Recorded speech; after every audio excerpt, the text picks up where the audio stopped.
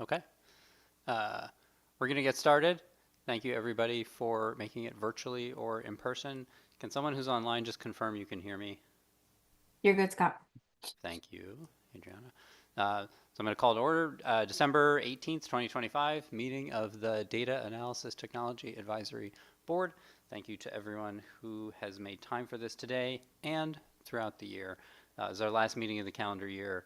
I think this is the first or second year we've had quarterly meetings, and I hope that is working out for folks so that we can keep a regular cadence. And we'll talk about the meeting calendar at the end of today's meeting. We had a handful of topics in the agenda to go through, so I'm going to do the roll call, and then we'll get started on the meeting agenda just to know who's here.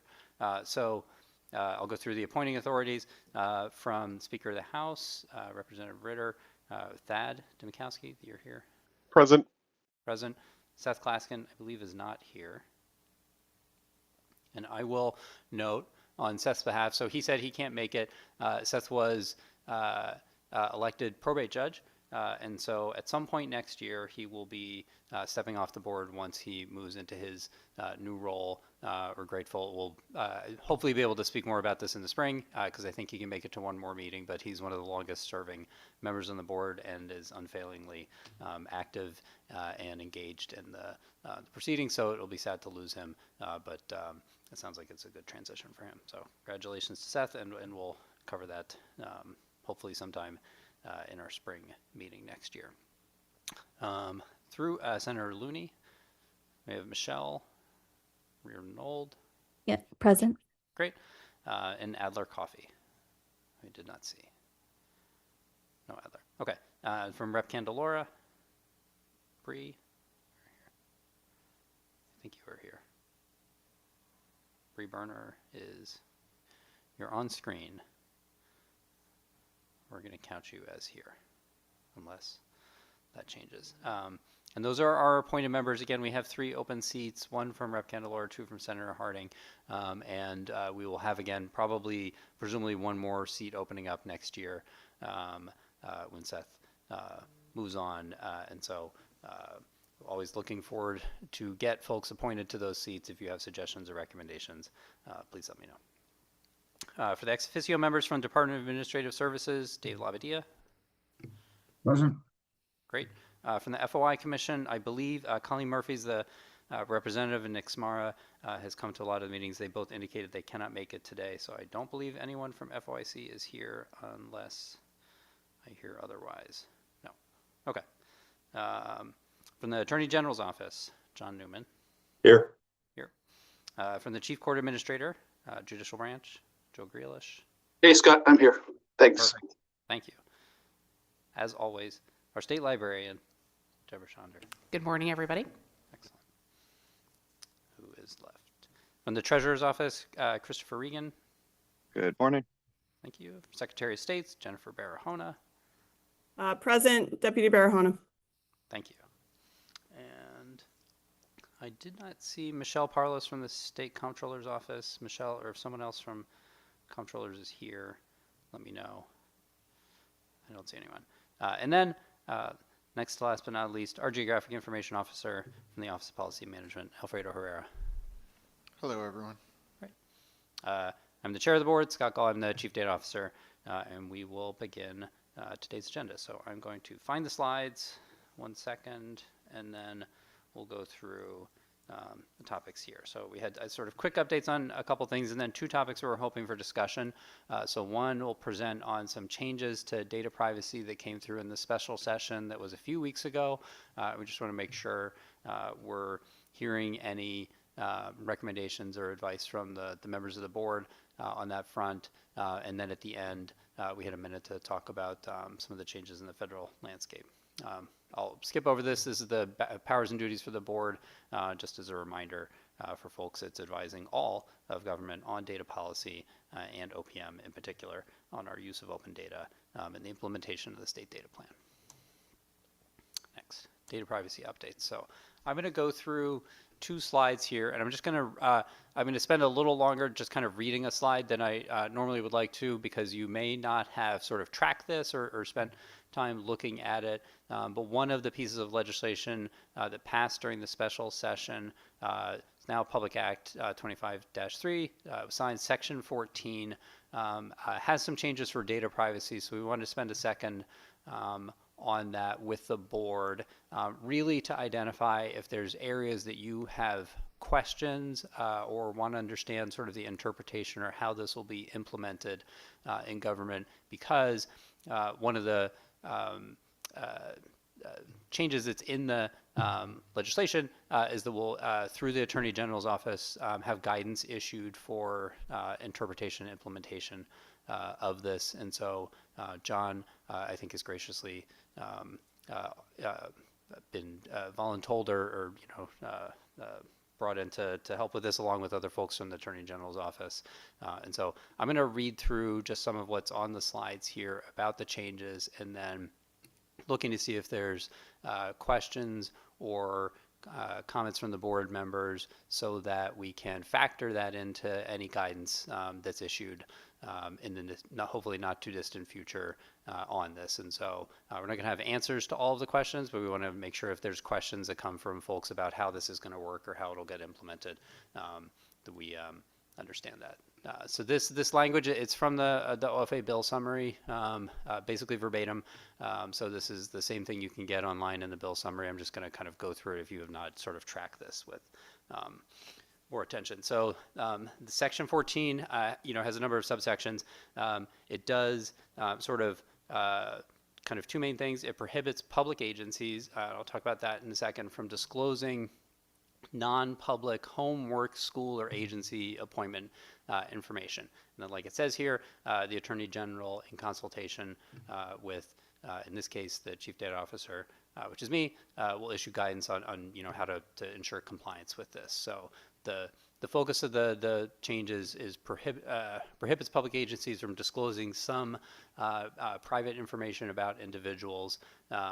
Public agencies in this context is defined as really the agencies that are subject to the state's FOI laws. So if you're subject to FOI, these changes would apply to your agency in general. It covers not just the agencies, but also the employees, appointees, officers, officials, others acting on their behalf, which would be something like a contractor.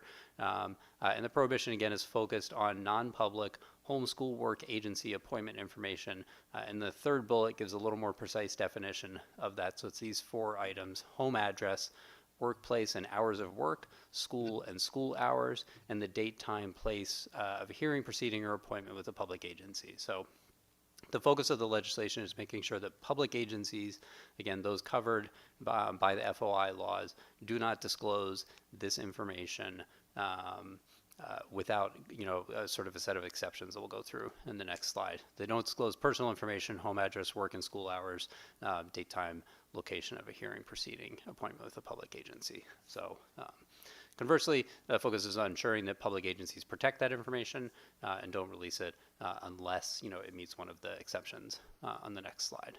So I'll go through that. Again, so these are the cases under which disclosure is permitted. So there's 6, or there's a couple more maybe in the actual bill, but these are the ways in which agencies can disclose personal information, kind of as it's defined previously: the home address, work and school location, time, location of an appointment. So you're allowed to disclose this for a criminal investigation if it's something that's customarily made available as publicly available, either through open data efforts or some other work that the agency is doing, something that you customarily disclose regularly. If there's written consent or authorization, if somebody has sort of given consent to have that information shared, if it's required by state or federal law, either of those, if it meets one of the exemptions under HIPAA for personal health information, or if it's permitted under state law, and paired with some kind of privacy regulation, data use agreement, or other rules, kind of ensuring the safety of that information. So this, the first slide kind of goes through what constitutes personal information. The scope of it is public agencies, which is,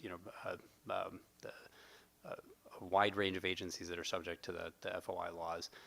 And then disclosure is permitted, under these set of exceptions here. So what we want to do is take a minute first to raise awareness and make sure folks on the board are aware of this change. You have an understanding of it. And again, there's a fuller summary, and you can read the actual bill language on the CGA site, but we wanted to have a quick summary here in this meeting, and then see if there's questions or comments. Oops, I clicked. See if there's questions or comments from any of the board members. Again, sort of in the advisory role as the AG's office, and I work to develop guidance on this. We want to make sure that guidance incorporates the kinds of things that people have as questions before it gets finalized. So I will pause. We'll see if there's any hands or questions. John, I don't know if there's anything, again, that I either got wrong or that you want to add on this front. No, I mean, that's a wonderful summary, Scott. One thing I do want to point out is, Scott, if you could flip to the previous slide, the ands on that bottom part, workplace and hours of work, that is in the summary. The statute is actually or. So just wanted to point out that I finally got into the weeds in drafting the guidance. So I just wanted to flag that for folks. So if you have data structures where those sets are separate, and that was directly derived from Adriana's question when we met with the agency data officers. So thank you, Adriana. Thank you, John. Yes, this is the second time in 2 days we've had to interpret the word "and" in legislation. Yes. Very exciting. But yeah, to the point that it could be any of these in isolation. So you could have home address and not have work and school hours. You could have school hours and not have, address information. It's really sort of any of the items on this list are covered. I'm going to pause for a sec, see if there's more, if there's questions, reactions, any of the board members. Again, we're just trying to make sure before guidance goes out that we get a sense of what the issues that folks would face are. Some of you are in agencies where you collect or potentially release this type of information as a matter of, course of your day-to-day operations, or there's other cases where you might say, let's make sure this is kind of meeting the legislative intent. There we go. We got some hands. Michelle and then Joe. Hi, Scott. Thank you. 2 questions. Was this in response to the executive order for unfettered access to state agency data? And then the second question is, does it apply to like nonprofit or outside vendors who, collect information on behalf of state agencies? Yeah, for both of those. So I don't believe it's in response to the executive order on unfettered access to state data directly. I think it sort of indirectly covers some of that. If you read the entire bill, this is in a section that focuses mostly on changes related to immigration enforcement. So I think that's kind of the intent behind it. But this is one of several sections, and the bill itself covers there's other sort of unrelated changes in that. So it's a long bill, but this will be section 14, and then the ones right before it are kind of on the same theme and primarily related to immigration enforcement. And the second question, I think my interpretation, and this is where we want to get questions so that we can factor them into the guidance that goes forward, is I believe it would if they're kind of in this group where it's acting on behalf of an agency. So if you're a contractor and acting on behalf of an agency, then that nonprofit or for-profit or whatever it is, would be covered by this. But that's a good question. An example of the kinds of questions we want to get through this discussion so that we can make sure that this gets interpreted clearly and effectively by the many people to whom it will apply. Yeah. And Michelle, just for your benefit, that's one area that we hit both of the key areas that I'm double exploring on because of interpretation. The bill covers individuals acting on behalf of an agency. It does not say persons, which of course is an interesting construct because it would relate to individuals that will be working for entities, but not vice versa. So you could potentially be in a peculiar area where you have an individual working for a nonprofit where the nonprofit would not be subjected to it, but the employee of the nonprofit would be.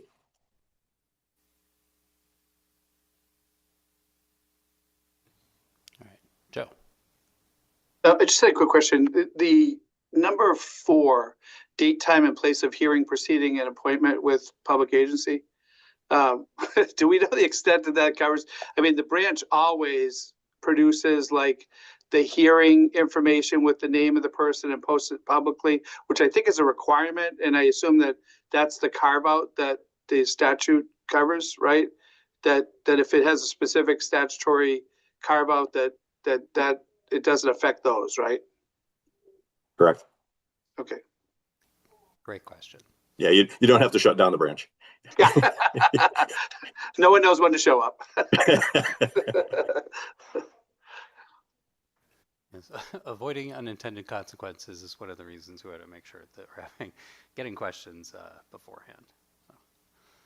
So, any other board members? Anything else that folks wanted to flag that is a question and concern? The door is not closed, but we did want to just make a little time in the discussion because of the fact that this passed somewhat recently. It's a consequential change. There's some complexity, and just make sure that we're identifying any areas where something could be clarified, and make sure that the guidance that goes out is precise. All right. Hearing nothing, we're going to move to the next topic. All right, so we're going to, I'll go kind of very quickly through some of these, but partly because I neglected to invite some people to the meeting today for this one. We're going to cover a couple of the goals for the state data plan. Again, as I'm sure you all remember, we have 6 goals in the state data plan, and we're at roughly the midpoint for it. So it's a 2-year plan, and this is pretty close to the 1-year mark on it. And we'll go through the meeting calendar for next year at the end, where you can start to think like, what do we need to build in to develop the next iteration of the state data plan. So we're going to go through a couple of areas where there's goals that we've identified in the plan and report out on those. I'll go very quickly through this as our last goal on AI that I know is a frequent topic of interest and discussion. So what I can kind of report out from the state side, so we've got a policy framework for AI that was developed last year that has a kind of an advisory group that's an interagency group that meets like a learning community or community of practice for understanding and implementing AI responsibly across state government. Some of the board members or folks in the meeting today are members of that group, and that we've made now what I think is the second bullet point here, launched training. Training's gone out for all state employees last year and has been used by a few hundred state employees and is a well-designed, I think a good training that's for the public sector on use of AI. And not as of today, but very soon, we'll have a website with resources for all the state employees to understand use of AI effectively within their agencies. So there should be an interagency site with a bunch of resources, the policy documents that have been created, the training resources, the list of tools that are approved for use in state government, tips and places to go to look for more on AI.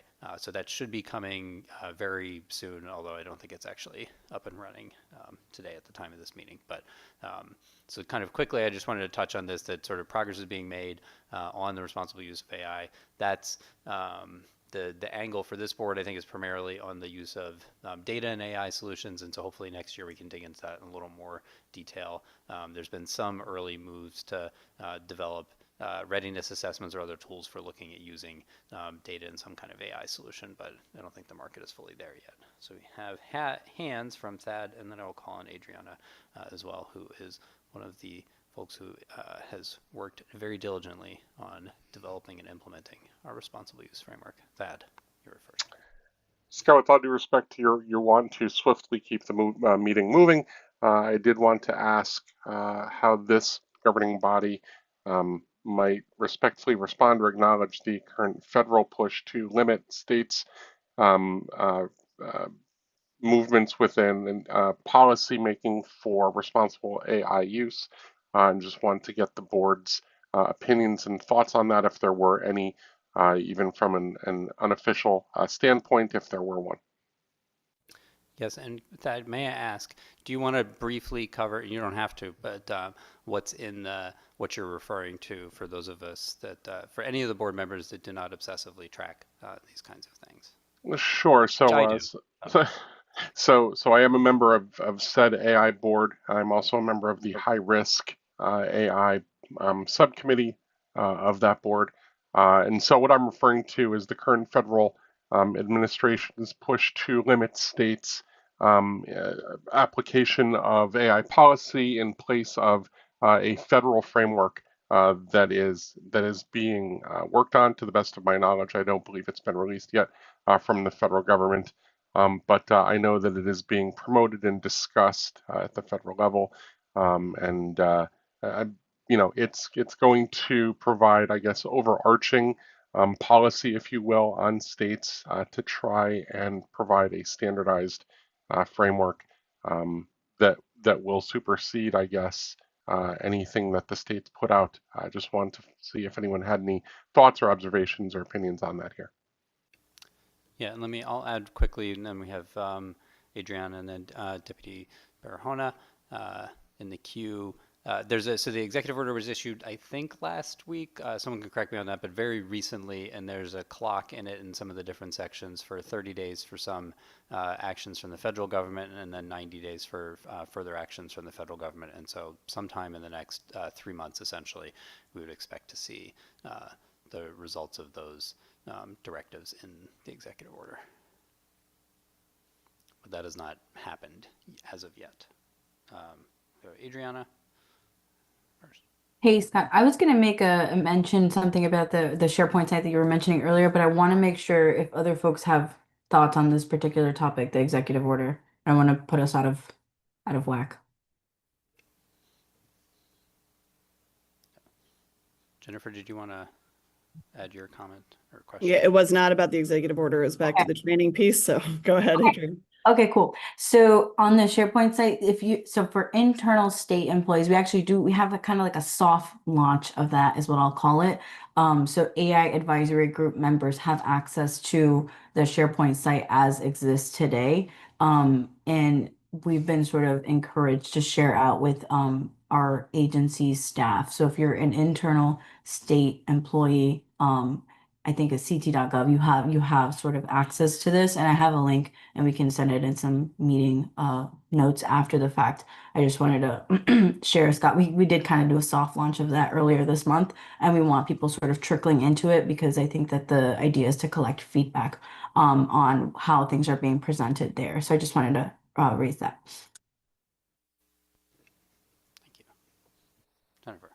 Yeah, I'll jump in. So, and similar to what Adriana was just saying, and you mentioned earlier, Scott, the training that was rolled out earlier this year, we're not aware of that I'm aware of. Is that because we are an out-of-scope agency, or is that available to out-of-scope agencies as well? That's an excellent question that can try and find the answer to offline. I know other constitutional offices have access to it, so this is worth further research. That's a good question. Okay, thanks. All right. John. Just for the benefit of the group, General Tong, along with 36 attorneys general, issued a letter to Congress related to AI regulation, the executive order. We're also recently joined a letter that went out to it was signed by 42 attorneys general that went to a whole host of chatbot companies related to safety and safety features related to artificial intelligence. We're also aware of several AI bills that are going to crop up in the session in February. So not directly to the point, but just wanted to mention some efforts that were being done at the AG's office. Thank you, John. Yeah, we can, I think, also maybe circulate some of those in the meeting materials afterwards if folks haven't, again, tracked this. And same with the executive order. All right. No hands. We're going to go back to goal 1 here. I'm going to cover this. This is our update essentially on open data. Augusta Irachuku, who's our open data analyst, is not here today. She started her holiday vacation 1 day before this meeting. But I'll go through this. One of the the focus of this goal is making sure, again, that the data the state agencies have is getting out to users in a way that is understandable and accessible to them. And then in a minute, we'll kind of talk more about accessibility more directly under goal 2. But the major effort that we've had for sort of year 1 of the plan has been working with all of the executive branch agencies on developing open data access plans. I'll go back to that in a second. Open data access plans, which is something that's been required in statute, and we have not sort of dug into it in a lot of detail in recent years. So we're going through assiduously with all of the agencies to understand their plans to make data publicly accessible, either directly or through aggregation or redaction of data that requires some kind of protection, sitting down with the agencies and having very thoughtful discussions with them about sort of what the benefits are, what the challenges that they envision would be. And so this is the timeline for this, which I believe we covered in the last meeting, but I'll kind of go through this here. So we kicked off those meetings in the summer with agencies, have been meeting with them from sort of late summer to the present. We'll go through kind of where we are, and have gotten agencies to start identifying goals and priorities for open data in their agency level plans that we will then compile sometime early next year into a full set of open data access plans across agencies. So we don't have it for today's meeting, but I think by the next meeting in March, we'll certainly have a full compilation of the open data access plans across agencies. And that will be good, kind of good food for thought. There's a lot of, I can say from having been in a lot of the meetings, there's good, interesting opportunities across a wide range of agencies to either make the process of sort of publication easier, more streamlined for the agencies, make data more readily accessible for the end users, or make new data kind of publicly accessible that they had not done previously. So we've got the scope that we have for what's in statute for that board is basically 28 agencies plus the small group that have voluntarily complied, which includes the comptroller's office. And so we've got one meeting kind of on the calendar left, and then one in progress, which I'll be transparent is OPM. So we're almost done, basically just one more to do. And then we should have notes and the themes from those compiled and get back to the board early next year. This is the template just for those of you that are in the agencies where you're putting in like a goal. Our goal is to publish this data set or automate a feed of this data set, and they describe a little more about the vision. Why are we doing this? What's the sort of expected end goal, and then they approach the steps to implementation. And so we've gotten pretty good feedback from agencies kind of across the board on completing this, and we'll hopefully have a more finished product early next year.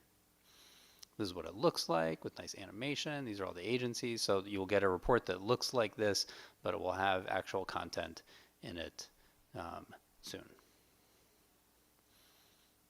And then you can use AI to read it. I'm just going to let the animation play for a sec. Gus put time into this. I appreciate it. I don't know how to do these things, so I'm glad this is here. All right.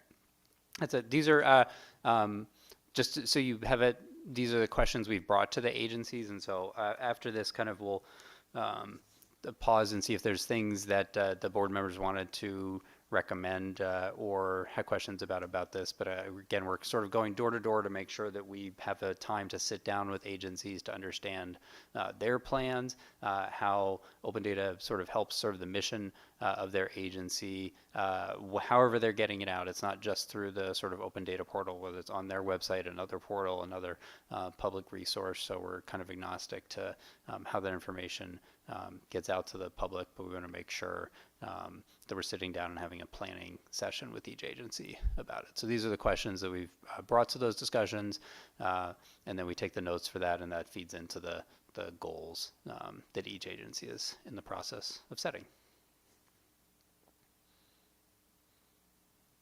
I'm going to go back to the slide I skipped.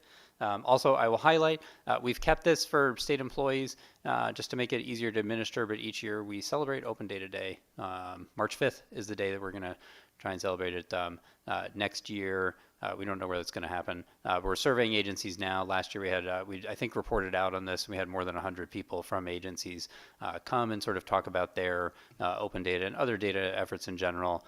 So we're going to plan to do the same thing next year, and that was a nice way for agencies to kind of learn from and hear from good examples that they're seeing implemented by their agency peers. I'll see if there's any questions or thoughts on the open data access plans, but again, we're halfway through the planning cycle for the state data plan. We should have the full set of the open data access plans early next year, and that I think there's some interesting opportunities to kind of enhance the availability and accessibility of data through those plans. I don't see any hands, so unless someone raises one relatively quickly, we're going to move to the next topic here, which is going through updates on sort of the other side of the coin. We're talking before about open data, efforts to make data kind of more publicly accessible. This is the other side where we're working with information that often contains personal information, like in the first section, requires a robust security and privacy framework, but figuring out the ways in which that data can be shared between public agencies to meet sort of legitimate state purposes and have an enterprise approach to that. So I believe Adriana, who's our wonderful consultant working on both AI and this project, will cover some of the updates here. Thanks, Scott. Okay. Hey, everybody. So for folks who maybe haven't seen this yet, we typically like to bring this slide up whenever we're talking about the Secure Data Enclave project, because this is really the inception of it and where it came from. So this was the executive board resolution that was voted on in June of last year that essentially authorizes OPM and DataLink CT to go on this journey to build a secure environment for data to be moved, hosted, and where essentially individuals who are requesting access to data for the purposes of research or fulfilling data requests will essentially be able to access the data in a closed environment where the state can remain having control of the data and manage access that way. So that's basically what this resolution is. And if we flip to the next slide, it's essentially another iteration of the previous one, but this is just sort of reframing the executive board resolution into the goals that became essentially the genesis of the project. So these were our project goals. These are the goals of the Secure Data Enclave. This is essentially what the Secure Data Enclave is supposed to do. So we're focusing on reducing the manual movement of data for DataLink CT. There's a lot of different moving parts to fulfill a data request, all the way from engaging with the data requester to really understand what it is that they're requesting, to sending the data across to our colleagues over at the Department of Labor to make sure that data matching happens in a secure way. And then essentially, what happens today is the data gets released after data matching. And those processes to sort of strip the identifying components of the data. So really, those are the components we're trying to address in the Secure Data Enclave, is again, reducing the manual data movement, making sure that we have a space for securely matching the PII using the software that exists today, providing a safe environment for analytics to happen. And this last piece we sort of added more recently, just to be able to support evolving agency needs for data reporting and transparency, and just providing a space where those things can happen. So that's this.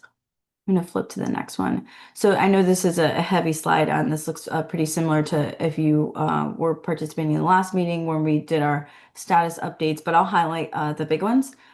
Essentially, where we are in the project is that we've been able to have a successful implementation of our new advanced routing for Axway. So Axway is the state's secure file transfer tool. We've customized an instance of Axway specifically for data link CT to route files from data providers, the data stores at the participating agencies, into the secure data enclave. So that's something that doesn't have to sort of happen manually, moving data from the participating agencies over to OPM, over to DOL. That's something that would happen manually. We've automated some of that functionality using Axway now. And that's implemented in our staging environment. We've been testing it throughout the course of the last couple of weeks. And for the most part, everything is going as we expected. So the design and the logic is sound between Axway and the environment. This next piece here, we have a lot of collaboration happening with the workforce development boards. We just met with them yesterday. We'll meet with them again today, really orienting their users to what is data link CT, what is Axway, what is the enclave, and where's their data going, because they have data stewards that are going to be uploading their data into the secure data enclave. They'll be the first group of folks to actually put their data in the secure data enclave under 25-119. We sort of are working with them to get that data uploaded and ready in the enclave. So we provisioned their user accounts and staging and started to do some testing with them yesterday, and we'll work with them again today. Privacy and security continues to be questions that are raised through and through the project across the board. This research never stops. We have questions about, how do we keep track of the data? How does logging happen? Monitoring, all of those things. So those are things that we're actively researching with our BITS colleagues, alongside reaching out to some of the leadership over at BITS to really learn about how risk assessments are done across the state, or what examples we can sort of pull from once we have this tool and the solutions product sort of ready to go and in use for some time. How do we sort of do another assessment of a risk assessment to really understand how well we're sort of what our new strengths are and what new opportunities are for further improvement. Last piece here is about Data Ladder. Data Ladder is the tool that is currently used by the Department of Labor to conduct data matching for Data Link CT. As of this week, we've been able to successfully install Data Ladder in the Secure Data Enclave, which is a huge win for us. This increases the security of that data matching process, making sure that we have sort of locked, controlled access to that application and to the data that is going into that application. The next steps are just making sure that we can access the data sources that we need to conduct the data matching. But these are all things that are happening sort of active and through the last couple of weeks. And obviously we're working swiftly to make sure that everything gets documented and is clear for all the different participants, so everybody sort of understands the new process. I don't know that I have any other slides, maybe just a timeline slide. Yeah, that's what this is. And we're in December of 2025 right now. So this mentions sort of the workforce development boards testing, which is what we're doing. We've also had some agencies participate in testing, namely OWS. And I think some of our colleagues at the judicial branch, we also had some testing from them, and it went as expected. So this is kind of the timeline that we're working with right now. I think that's all I have. I don't know if folks have questions or thoughts. Thank you. Excuse me. Thank you, Adriana.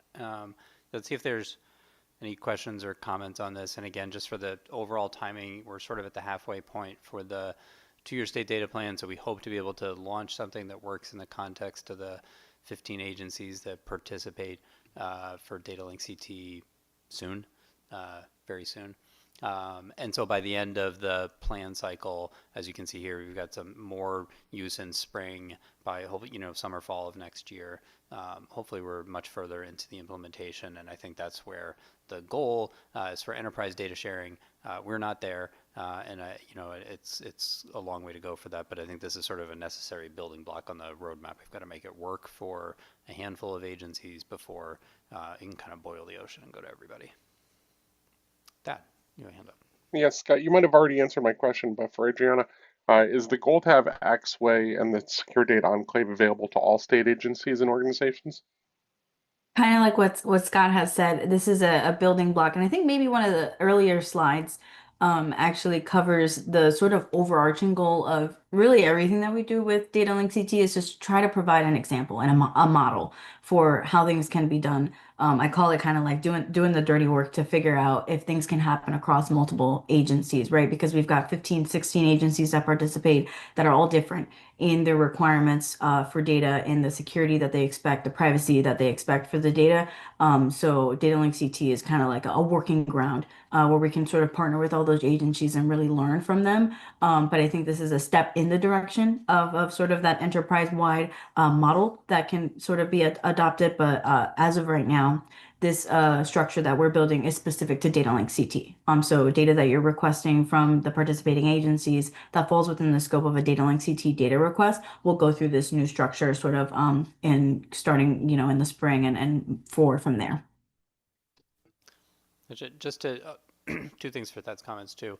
So all the tools are enterprise tools. We're not using anything that only a handful of agencies have access to. So on the technical side, nothing would prohibit this working more broadly. On the funding side, what's allowed this work to kind of get off the ground and supported the development of it is we've had the ability to use federal funds focused on workforce education, health and human services agencies, and the ability to link data across those agencies. And so that's what that funding support has come through Data Link CT, and that's what's enabled some of the work to get off the ground to expand beyond a set of agencies. Technically, it's possible. Legally, that's also, I think, in general, possible, but to some extent, the investment and the funding support is an area that we'd have to look at how we can sustain and take on more.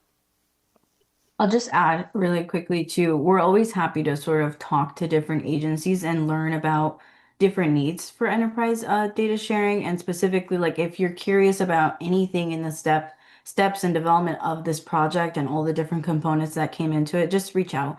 I'm always happy to chat with agencies that are interested in possibly developing anything like this of their own, just to kind of share what the experiences have been like, because it's been a lot of learning and a lot of collaboration with our IT partners over at BITS, and it's been really good to learn all those things. So we like to share any of that information that can be helpful to other agencies.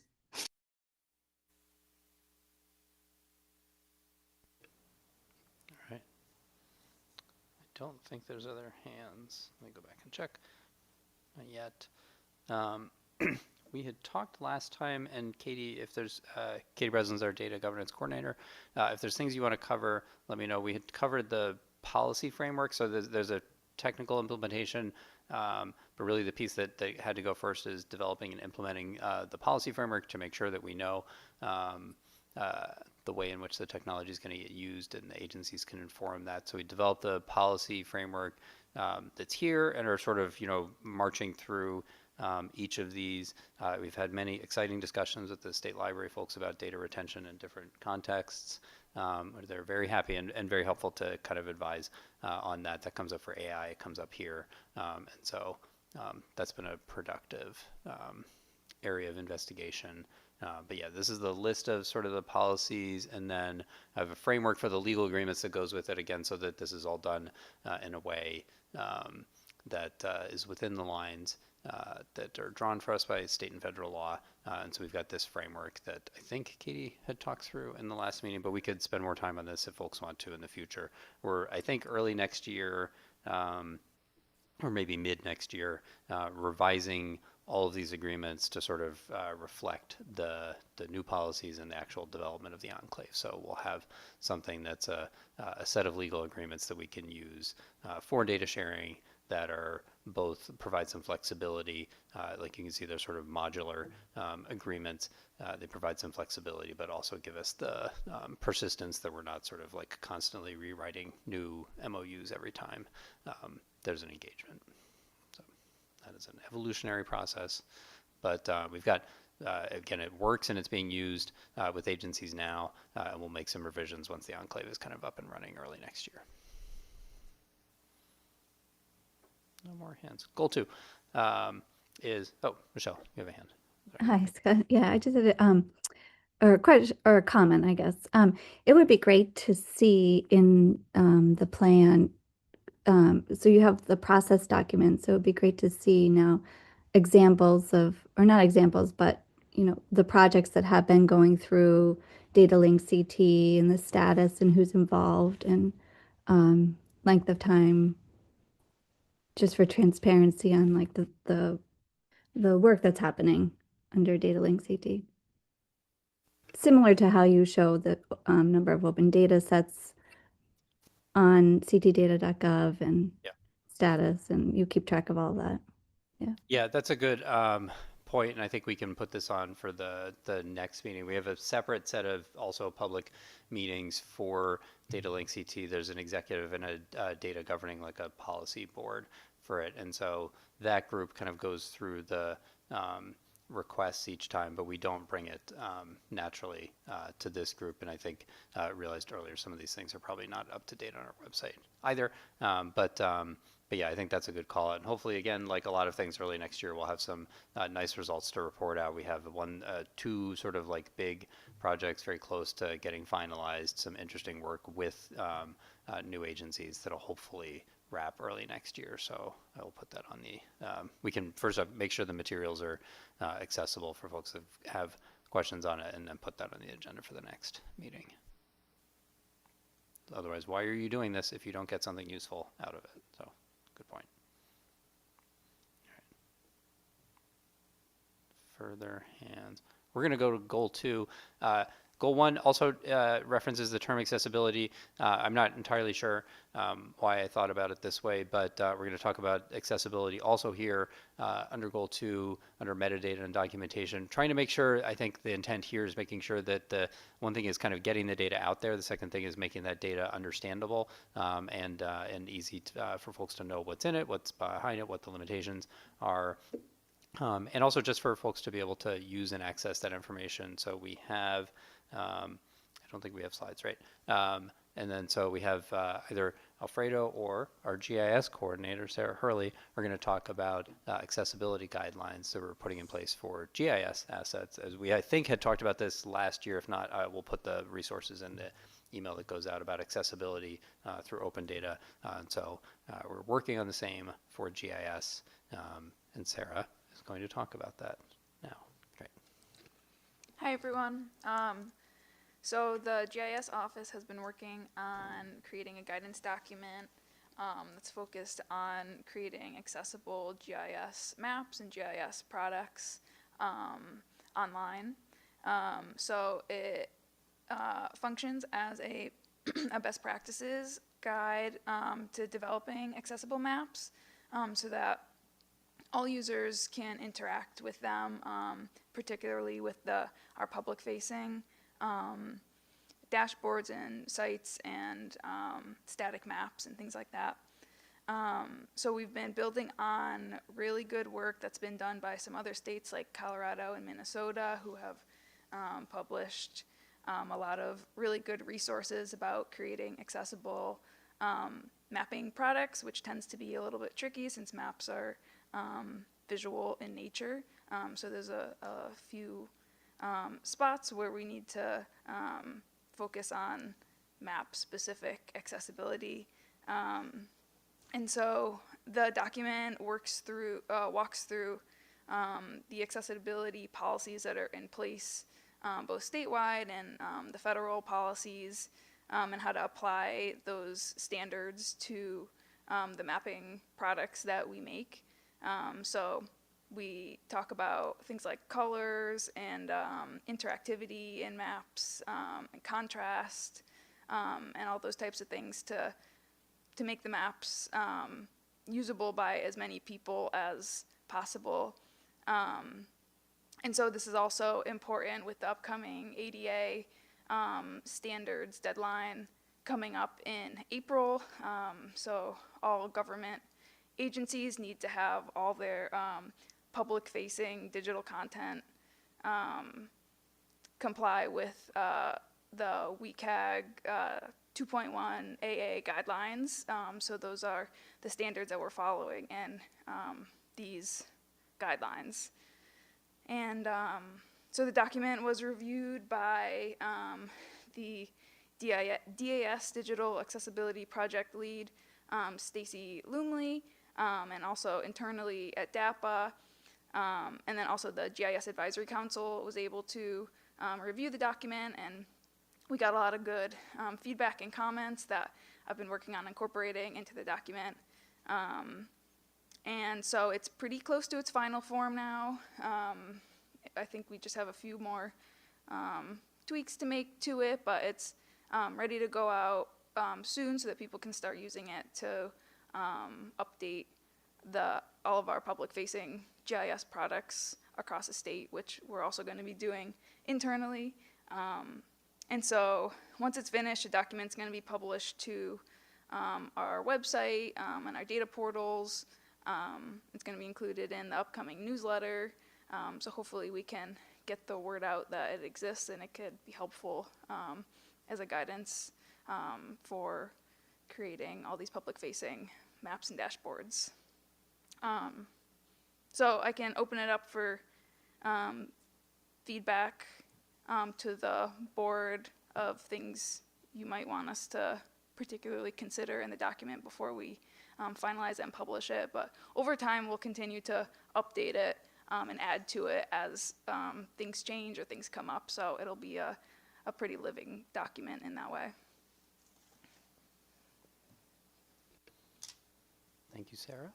So we'll pause for a sec, see if there's comments, feedback, questions from any of the board members, either if there's things that you have heard from data users or you experienced yourself that would help for accessibility for GIS or any type of data, or anything from the experience of other folks who've had to implement changes for accessibility. Again, like Sarah had mentioned, there's a deadline early next year to comply with some of the guidelines, but even if that were not in place, it's a good idea, and we all should be doing this anyway. It's just giving a little more sort of a nudge to the process. So if folks have experience with it, or things that you've seen from data users that you want to make sure are incorporated in those guidance documents, as Sarah said, we're going to get those finalized and out to users soon.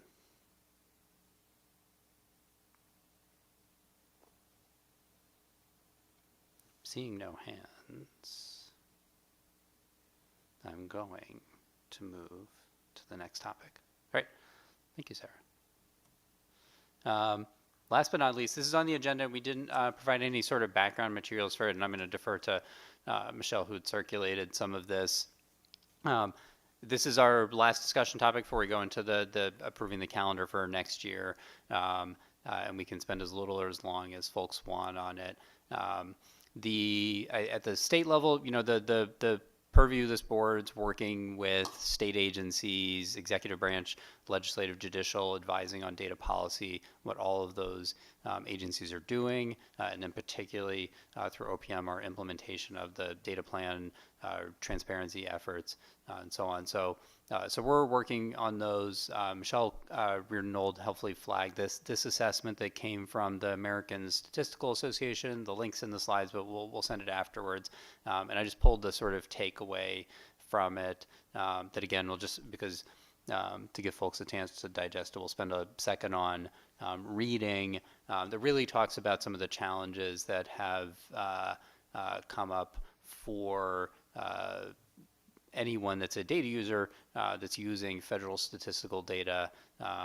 The language here talks about the decline in those federal agencies, not state agencies, ability to meet their mission, keep up with the demand and needs of the public. I think if you read the paper this morning, there's headlines about inflation data and the potential that was impacted during the shutdown. Kind of across the board, we really rely on federal data in a way that probably is underestimated in day-to-day work. And so this report goes through some of those challenges in quite a bit of detail, talks about steps that they believe agencies, Congress, others should take, including investment in the resources to produce that data. But we wanted to kind of pause, take a second, and see if there's recommendations or thoughts from the board members about at a state level, what should we be doing. So one thing is this report is a set of recommendations for the federal government. Are there things that we should be doing at a state level, either to look at quality of data, use of state resources to understand something that we've relied on from the federal government previously, making sure that we're taking the steps to invest in staff and systems in the way that's outlined further in this report. But I thought this is a useful opportunity for folks to think for a second about, are there things at the state level that we can or should be doing based on the types of challenges that we've seen for federal statistical data in the past year or so. And I'll defer, I'm going to see if Michelle, because you had sort of surfaced this, if there's anything else that you wanted to add on it. And then we just sort of left this open if there's board members want, again, you know, in the sort of advisory role of the board, if there's something you think, hey, the state should be paying attention to this or doing this, then this is a great time for us to hear that. Scott, I just had a thought that it might be worthwhile for the state to take inventory of all the state data that is federally funded. You know, I know, you know, DOL has lots of partnerships with the federal government for, they rely on the federal government to produce some of the Department of Labor data, in particular jobs numbers. And, you know, it's a back and forth relationship. And it would just be interesting to see how many agencies are impacted by that. You know, I know birth and death records get sent to CDC, and then there's, you know, feeding back to DPH. But in order to figure out like where we're going to have gaps, where are we relying on the federal government right now to provide that information? Because that might then tell us, you know, in a year where we need to think about providing resources to state to produce some of these gaps that we'll start to see. I mean, I think that all the repercussions haven't gone through yet because of, you know, the loss of staff in federal government has happened over the course of this year. Federal cuts happening over this year. So I think next year we'll start to see the impact. We'll start to feel the impact a little bit more. But that might be a first action step the state could do. You don't mean to add on to your plate, but I'm imagining it would be you and your staff. Yeah, I'll add on this, and we'll see if there's other thoughts. I think you're asking this in sort of two different ways, where there's federal funding that supports some state data collection, and that's the focus of the executive order that you referenced earlier about unfettered access. It's data on programs that have federal funding, which is quite broad. And so sometimes programs that have federal funding also report or rely on some federal data collection, but there's a separate, we have a sort of informal list that actually had been started by my predecessor of where there's federal reporting from state agencies, some flow of information, excuse me, like you mentioned for the birth records or vital records between state and federal agencies. So we have an inventorying of, that's rough, but I think approximate inventorying of where there's between state and federal agencies, you know, this data set goes from a state agency to the federal government. I know, for example, there's stats on libraries that go to the federal government each year. There's benefits programs, reports things to the federal government. So we have a kind of informal listing of those, and there's about, I think, somewhere between 75 to 100 different data sets where there's some flow between state and federal government. The federally funded programs is much larger scope. Many things, again, that are federally funded don't have data that's reported, but that's kind of what's in focus through that executive order. I don't know if there's other thoughts on this. Again, we just kind of have left this open, and you can think about it, and if you want to bring it back in a future meeting, or we can talk about it, I'm very happy to kind of talk about this offline, but I thought it was a useful piece to reflect on. You know, again, at the state level, what can we do for some of these things? I think on the inventory, we've done some of that already and have a sense of where there's potential risk, but there's a lot of places we really rely on federal data and don't have a ton of leverage over how that's collected. Just one more thought, Scott. One of the things that the report points out is the loss of trust in by the public in federal data. And, that as we head into Census 2030, and also just generally other federal surveys that are still being sent out, that is going to impact the data quality of the data we're receiving back. If people aren't feeling like they can trust to fill out these surveys, we're not going to get good information. So it's just something to flag. And that's in the report. You can see some stats about that. Yeah, and I'll just, to tie it back to the first topic on the agenda, I think that at the end of the day, there's a question, I forgot who, from somebody about sort of the focus or the intent for it. I think at the end of the day, that was really the intent for that change related to data privacy, is make sure that people trust that they know kind of what's happening with the data that's given to public agencies in Connecticut. So if you're providing your personal information, that information is only going to get disclosed under certain very limited conditions. But the erosion of trust is really challenging for lots of work that people do, not just the data collection. All right. I'll pause a moment for further hands, unmuting, commentary, and seeing nothing. We'll go to meeting calendar.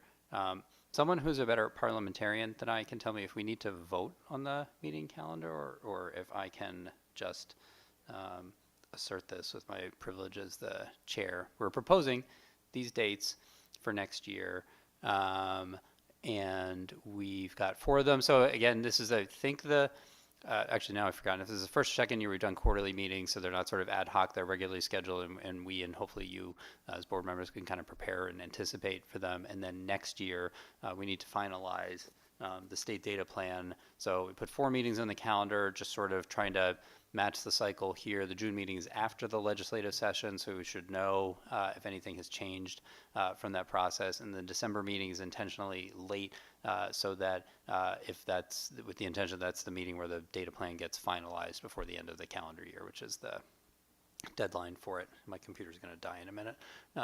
And then the one that's not on here is we have to hold a public, if you remember the way the data plan is developed, there's a draft that goes to the board by November 1st. We do not need to meet for that, but I have to send a draft, and then there's a public hearing that's held sometime after the draft.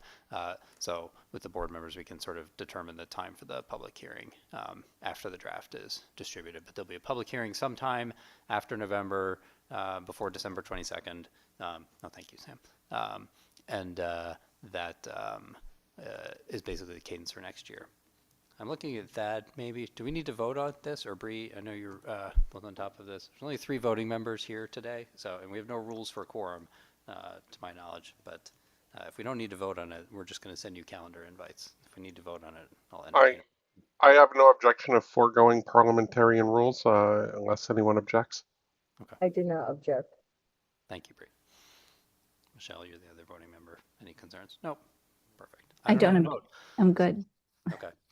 I'm a non-voting member, but we will calendar these and send them to you next year. And I think, then again, thank you first off to Sam for stepping in for this. You cannot see him on the screen, but I have power on my computer and this meeting is working due to his efforts. So thank you, Sam, for stepping in on this. Thank you to the board members for making time for this. We'll keep these, I think, in generally the same format. We'll try and make it a little shorter next year, and appreciate the time that everyone has devoted to this to date. So we'll adjourn the meeting. Any other comments, questions before we do so? Hearing nothing. Okay. Thank you so much, everybody, for putting time into this. Have a great new year, and we'll see you at best in March, if not sooner. So, thank you. Thank you. Stop sharing.